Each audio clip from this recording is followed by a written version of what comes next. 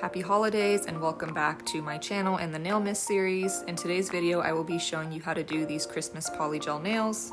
This will be an in-depth tutorial on how to do polygel nails step by step, along with the nail art. All products will be in the description. This is a full 30-minute tutorial, so just sit back and follow along, and be sure to check out all my other polygel and nail art tutorials on my channel as well. So let's start with nail prep. I'm pushing back the cuticle as gently as I can, but trying to be very thorough and get into those corners. I feel like the edges are really important, like I'm doing here, so just be sure not to miss those. And that's just one part of prep. Now we're gonna take our electronic file. I use the Melody Susie one. It's pretty affordable and I've had it for a couple years. It works well. So we're taking our 240 grit, very fine grit sanding bands and running that parallel along the nail, running it along the cuticle area, and then removing the shine from the rest of the nail at a very low speed. Now I'm just shortening the natural nail. I personally don't like my natural nails to be too long, so you can shorten them if you like, or you can leave them. Then we're taking some young nail swipe and we're dehydrating and cleansing the nail. This is super important for retention. You basically want to make sure any oils and dust are removed. You want to dehydrate the nail as much as possible. That's really going to help make sure whatever nail enhancement you're using stays as long as it can.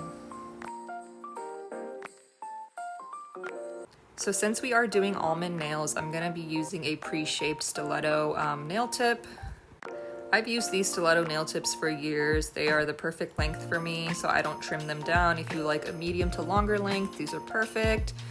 And using a stiletto tip helps a lot, like a pre-shaped tip if you're gonna do almond nails, because all you have to do is really like round out the corners.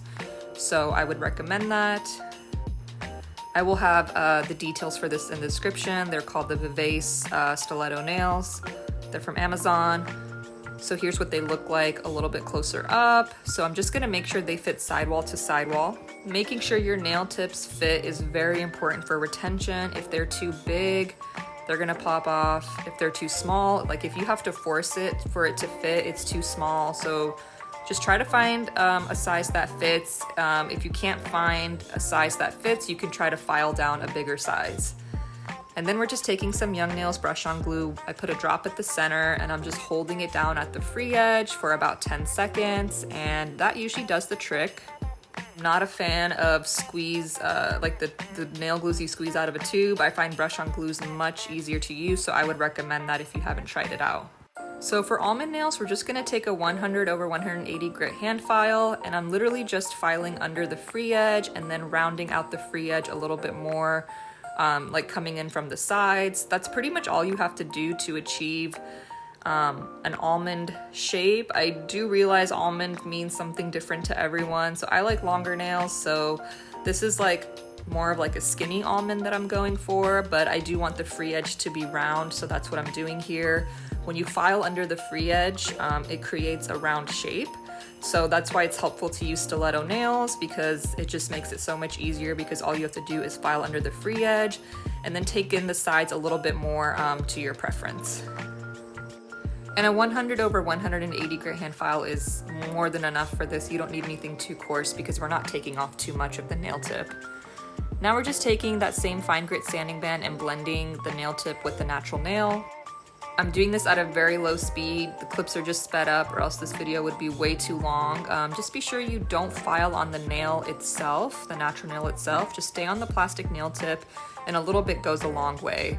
And then I'm just removing the shine on the rest of the nail tip so that we have a rough surface for the gel base coat and the polygel to anchor to. But again, you don't want to do too much. You don't want to file away too much of the plastic nail tip, or else you'll have nothing to do your application on, which would not be good.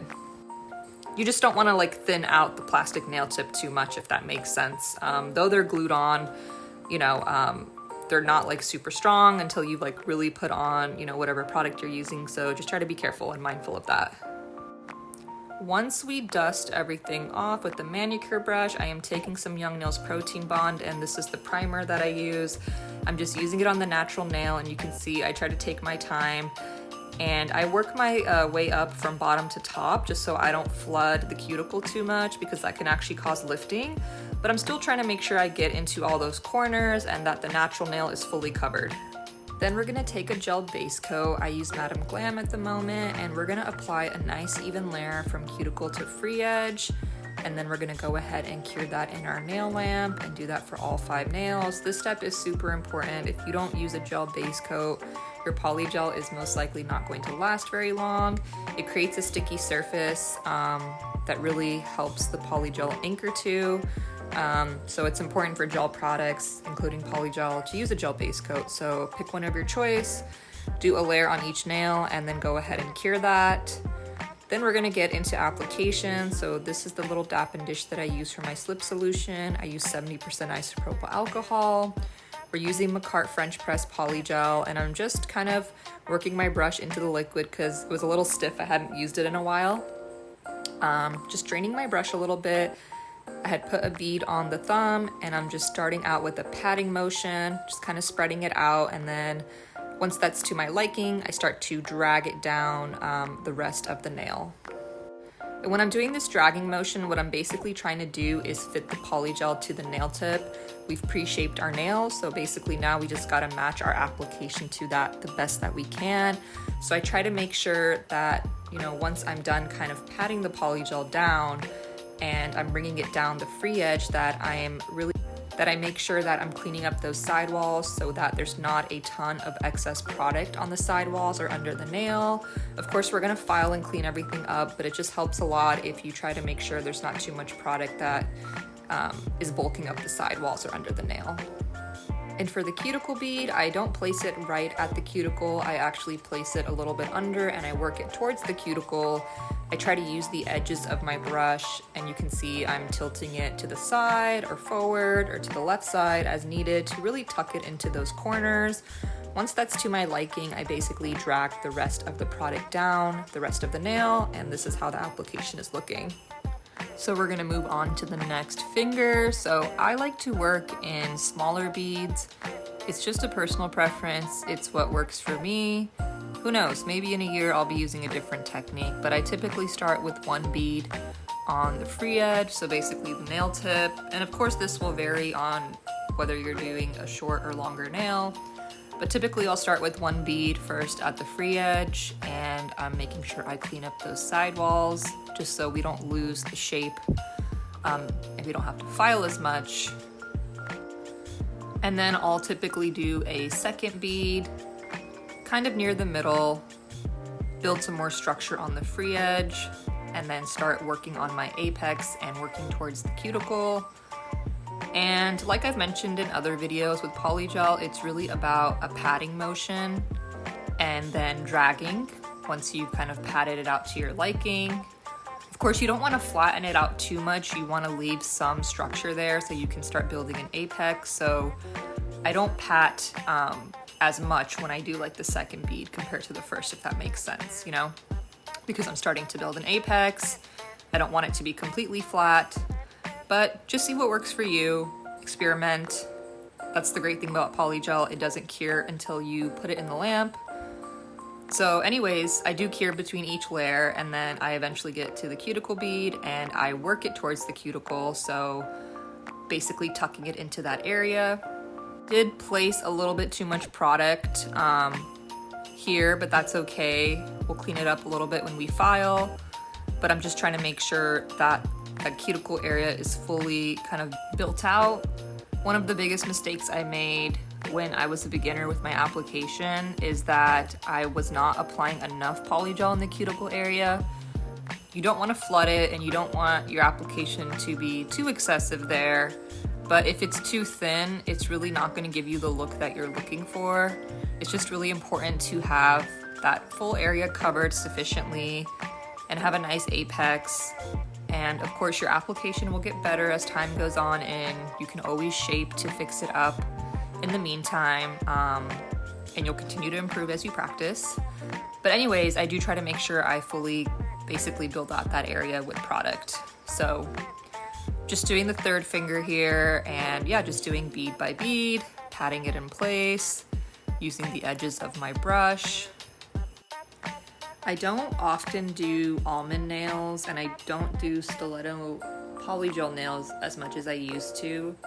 I feel like I'm always doing square nails, So I feel like I struggled a little bit when it came to the application. I feel like with square nails, I've just got the method and how much polygel I need like down.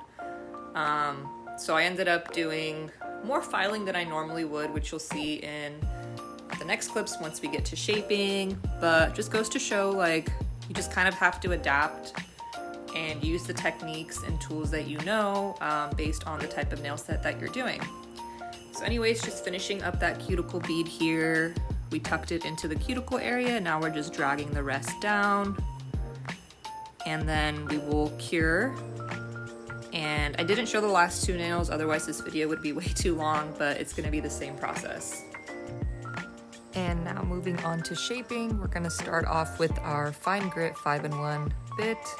This is the Kiara Sky bit, but it's pretty much the same thing as the 5-in-1 Pana bit. That's what I plan on getting when I need to restock. It has this really tapered shape, which is really great for cleaning up the cuticle area. So we're just running that along the cuticle at a very low speed, 4 RPMs, and keeping our pressure very light. A common mistake I also made when I was a beginner was putting too much pressure, which really just removes way too much product in that area. So you want to use a really light pressure around the cuticle area. And while I have this bit connected to my e-file, I go ahead and clean up under the nail as well if there's any excess product, thinning out the free edge, and again using a very light touch and just kind of working at it piece by piece. So now I'm going to be using my round Pana bit. This is a coarser bit, so it's really good for debulking. I've been using this bit for years. I mean, not this specific bit. I mean, I've gotten like so many over the years, but it's just really good for making sure the nail is nice and even. So I like to run it along the entire nail. I do use this at a higher speed, but definitely, you know, practice, make sure you're comfortable with it. And I try to make sure I'm looking at the nail from like all angles to see like where do I want to take down more product. This is just a really nice bit for helping make sure you have a nice even base, and you know, if there's too much product in one area, you can remove that. Next, we're gonna do hand filing. This is the last step, basically. Well, almost the last step, but I just seasoned my 80 grit hand file. These are my favorite for shaping. I use them to clean under the sidewalls. You know, if there's any excess product under there, that can also make your nails look bulky or just, you know, not as clean. So I try to make sure I get under those sidewalls. I am tapering in the sides just a little bit more. I wanted this shape to be a pretty skinny kind of almond, almost like a stiletto / almond. So after I do that, I run the file along the surface of the nail. I feel like this is what really gives it that clean finish, because this in combination with the e-file really just helps pull the whole look together in terms of like a nice even base. So I'm just running it along the length of the nail. But again, same thing with the e-file. You want to make sure you're not removing too much product. So like I'm pointing to here, I'm trying to make sure I don't nick any of the sidewalls, because those two kind of lines that are coming in are really important to kind of maintain that shape. So just be a little careful there. You don't want to put too much pressure. And then I'm just rounding out the free edge again, just to make sure that that's also nice and cleaned up as well. And there's the final look for the thumb after shaping. Here's how the pointer finger turned out with the same kind of shaping technique. Looks a lot less bulky, a lot more clean. Now we're moving on to, just gonna show one more finger here, cleaning up the cuticle area with the 5-in-1 bit, and just wanted to kind of show here, you don't want to angle your bit in. You want to try to keep it as parallel as possible and not dig into the nail. Cleaning under the nail and then going in with that coarser bit and kind of showing where I'm going to be focusing on debulking.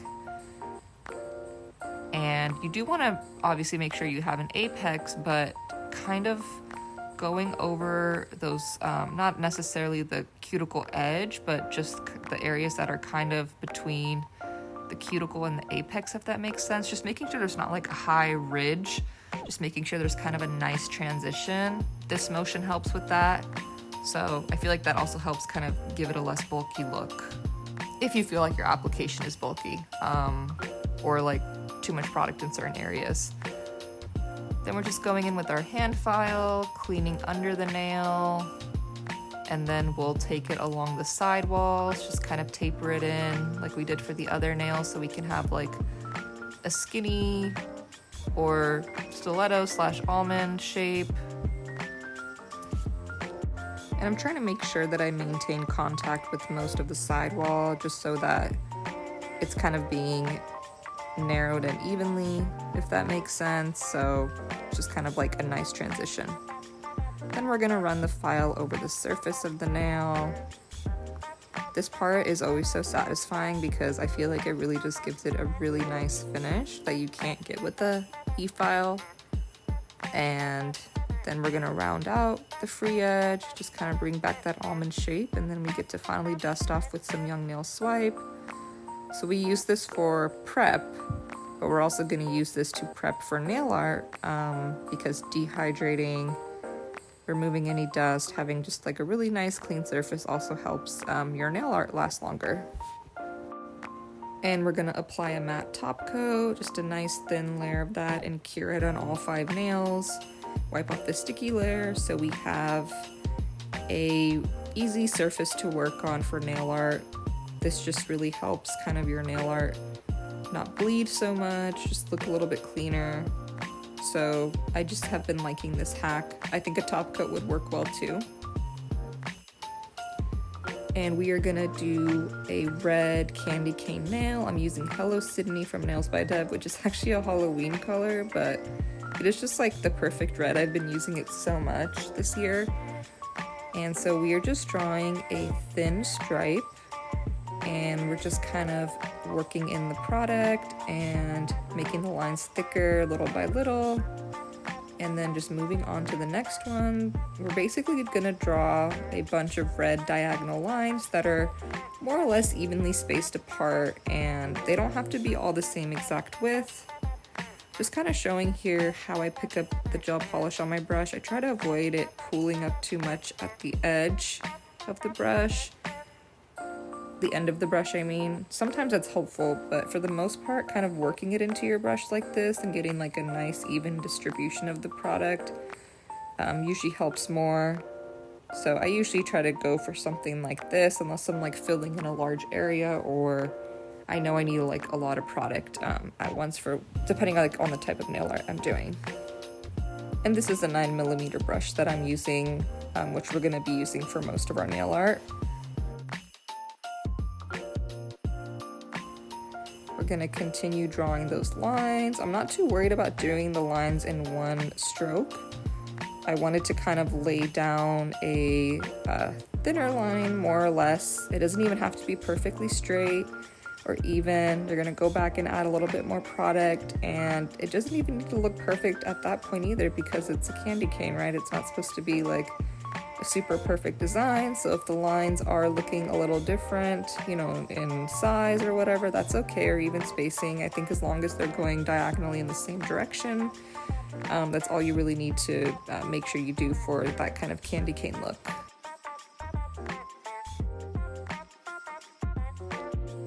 That's fully cured. We are going to do our shiny top coat and fully cure that, because we are going to apply glitter over the white for like a sugary effect.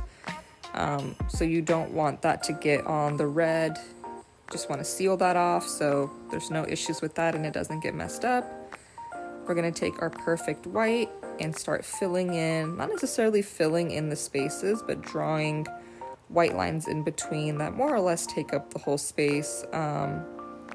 So same thing here, it doesn't need to be perfect, just kind of putting down a line, more or less, working in more product, drawing the line bit by bit, whatever works for you. And they're not all like the same width either, same thing again here. So I wanted a little bit of the base to show through, but you could like cover the whole space if you wanted to. Anyways, once you're done, you are not going to cure.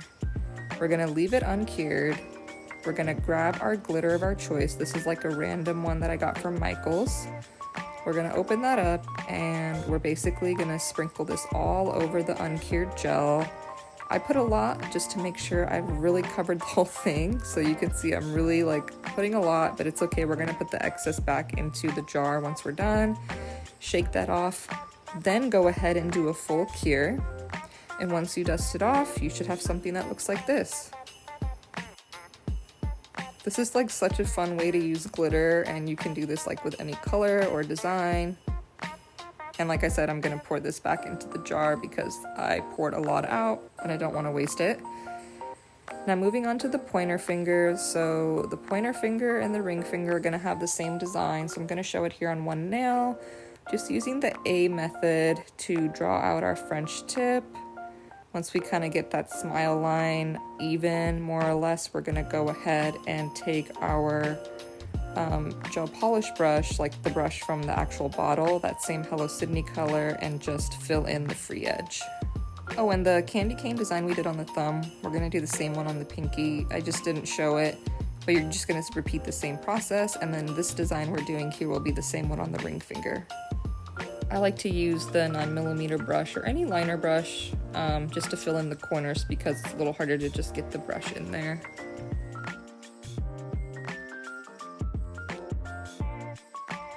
And this is the brush I use to clean up my French tips. It's the Acamore 3D nail art brush. It is my favorite brush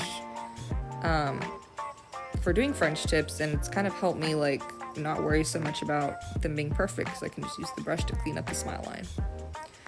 Once we cure that, we're gonna take this red glitter gel from Madame Glam, it's called Rudolph, and just outline the smile line. When you're doing this, I would recommend doing it under the line and not above it. And definitely be generous with the product. You definitely wanna make sure the glitter is showing up as much as you can. And then I am top coating it one more time, just like a thin layer, because I realized when I go to do the mistletoe now, that gel polish was a little grainy, so I was worried that if I messed up, like, you know, the other gel would stick to it, or I just didn't want to mess with it. So you can always top coat stuff when you feel like I'm worried about this getting messed up. I'm just gonna top coat it. Now we're just taking a dotting tool and we're drawing 3 small dots, and then we're gonna take these 2 colors, Pretty in Sage and Poison Ivy from Bio Seaweed Gel. Somehow the clip for that darker green polish got cut, so apologies, but this is the Poison Ivy color. We're just doing kind of like a star shape, like a tiered shape for like the leaves. These don't need to be perfect. Just try to make sure that there are like various points and like you round out like the connections between the points. And then we're gonna leave that uncured and we're gonna put in that Pretty in Sage color in the middle and just kind of blend. And it kind of just does the work for you, just like once you start working it into the corners. And then we're gonna go ahead and repeat that on the other side.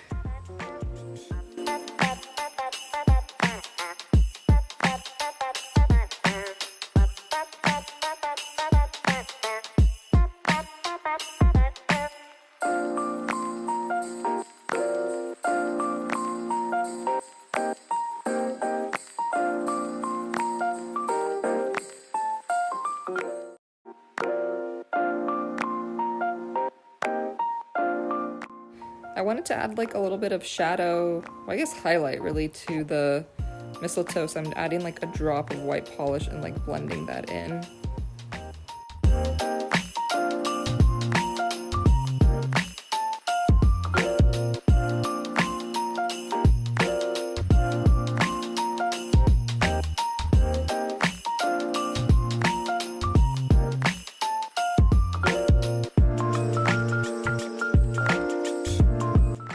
And yeah, just gonna draw the last 2 leaves here. So again, just kind of doing those pointed lines, kind of staggered.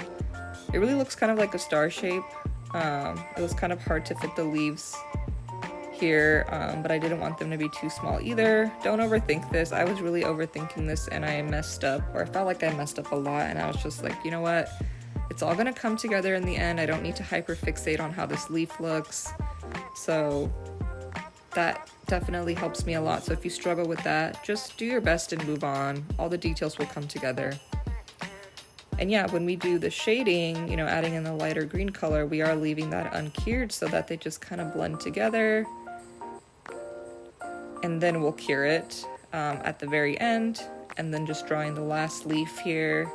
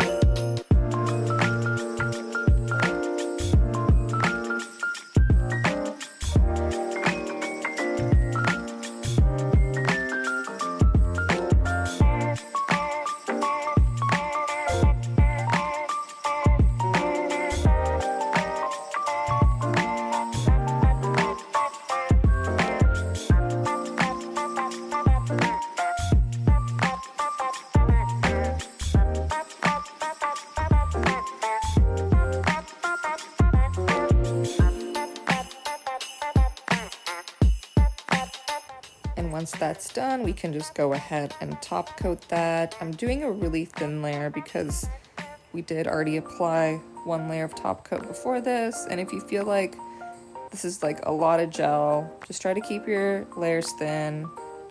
And then you can also like wipe under the free edge with a lint-free wipe, just to remove any excess gel that might be like, you know, kind of bulking up the free edge. Now we're gonna do a snowflake, so you're just gonna take a dotting tool, kind of map out your pattern with dots going up, vertically, horizontally, and then one in the corner. And then the key is you don't cure, you just take a liner brush and drag your brush through, use thin and kind of like, almost like flicking your wrist, just to create like kind of thinner lines helps. And then I am top coating it because we are gonna do a glitter slash sugar snowflake. So this one's kind of a half snowflake, maybe 3/4. So for this one, we're just gonna draw a line going up vertically, then horizontally, and then two lines going across. Then we're gonna do these kind of triangle shapes, connecting them. And with snowflakes, like, same thing here, don't overthink it. As long as it's symmetrical and you're like following a pattern, you can actually like do any pattern you want. You just kind of have to make sure you're repeating everything on all parts. So like here I'm drawing like the line, so I'm repeating that on all those other lines, just making sure everything is nice and symmetrical. And I did use a white liner gel for this because I just figured I'd use a thicker gel because some of the details were smaller. And this I ended up adding, so again, same thing, like you can add details as long as you're like doing it on all other parts so it's kind of symmetrical. Don't cure it, pour your glitter over it again, making sure we get like full coverage there. And then once it's to our liking, we're gonna shake it off and then cure it fully.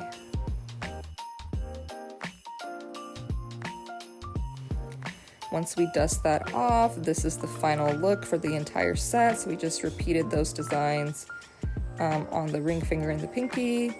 I hope you enjoyed this. This was a long tutorial, but hopefully it was helpful. I have other polygel and nail art ideas on my page, including a sweater nail design I did recently, and I will be doing more Christmas nail tutorials. Products will be in the description, and see you in my next video.